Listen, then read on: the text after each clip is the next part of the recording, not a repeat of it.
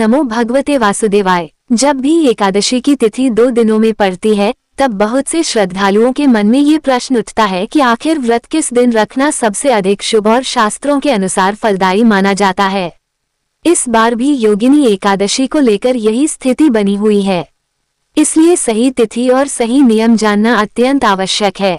शास्त्रों के अनुसार पहले दिन पड़ने वाली एकादशी को गौण एकादशी और दूसरे दिन की एकादशी को वैष्णव एकादशी कहा जाता है।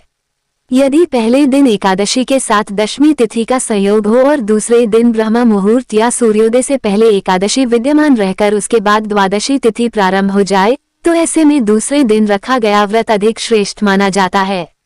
इस वर्ष भी ठीक ऐसी ही स्थिति बन रही है। द्वादशी तिथि 11 जुलाई शनिवार को सुबह 5:23 से प्रारंभ होगी और 12 जुलाई रविवार को सुबह 2:04 तक रहेगी। इसलिए यदि संभव हो तो शनिवार के दिन योगिनी एकादशी का व्रत करना अधिक शुभ माना गया है। इसी के साथ एक और महत्वपूर्ण नियम भी जान लेना चाहिए। जैसे ही द्वादशी तिथि प्रारंभ होती है, उसी समय हरिवासर भी आरंभ हो जाता है।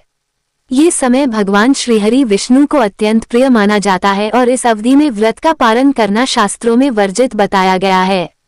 इसलिए जो श्रद्धालु 10 जुलाई शुक्रवार को योगिनी एकादशी का व्रत रखेंगे, उन्हें हरिवासर समाप्त होने के बाद ही व्रत का पालन करना होगा।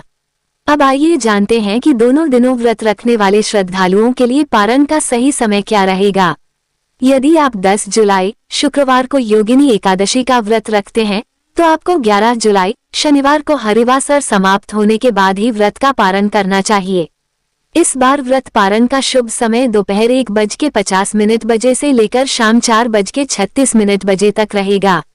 हरिवासर के दौरान व्रत खोलना उचित नहीं माना जाता, इसलिए इस नियम का विशेष ध्यान रखें।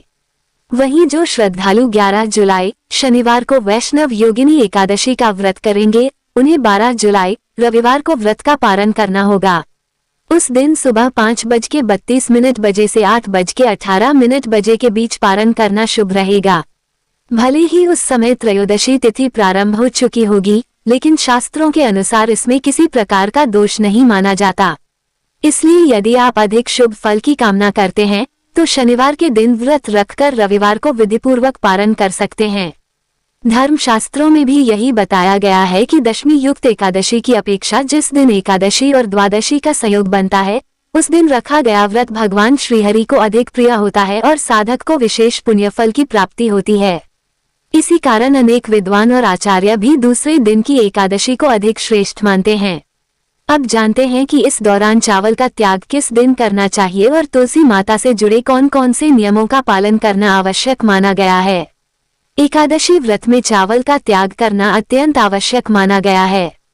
इसलिए जब तक एकादशी तिथि विद्यमान रहे, तब तक चावल का सेवन नहीं करना चाहिए। इस बार एकादशी 2 दिनों में पड़ रही है, इसलिए यदि संभव हो तो 10 जुलाई और 11 जुलाई दोनों दिन चावल का त्याग करना अधिक शुभ माना जाता है। व्रत का पारण करते समय पहले भगवान श्रीहरि विष्णु को खीर अथवा शुद्ध सात्विक भोजन का भोग अर्पित करें और इसके बाद तुलसी मिश्रित जल, पंचामृत या प्रसाद ग्रहण करके व्रत का पारण करें। तुलसी माता से जुड़े नियमों का भी विशेष ध्यान रखें। एकादशी तिथि प्रारंभ होने के बाद तुलसी के पत्ते नहीं तोड़ने चाहिए और न ही तुलसी माता को जल अर्पित करना चाहिए। यदि तुलसी दल की आवश्यकता हो तो उसे एक दिन पहले ही श्रद्धापूर्वक तोड़कर सुरक्षित रख लें। साथ ही रविवार के दिन भी तुलसी माता को जल अर्पित नहीं किया जाता। ऐसे में आप केवल श्रद्धा और भक्ति के साथ मानसिक रूप से तुलसी माता को प्रणाम करें और भगवान श्रीहरि का स्मरण करते हुए व्रत का पारण करें। इसके अतिरिक्त इस बार 10 जुलाई शुक्रवार को सुबह 8:16 तक भद्रा का प्रभाव भी रहेगा। हालांकि भद्रा का वास स्वर्गलोक में होने के कारण इसका विशेष अशुभ प्रभाव नहीं माना गया है। यदि आप श्रद्धा, विश्वास और पूरे नियमों के साथ योगिनी एकादशी का व्रत करेंगे, तो भगवान श्रीहरि विष्णु और माता लक्ष्मी की कृपा से आपके जीवन में सुख, शांति, समृद्धि और मंगल का वास होगा तथा आपके सभी शुभ कार्यों में सफलता प्राप्त होने की मान्यता है।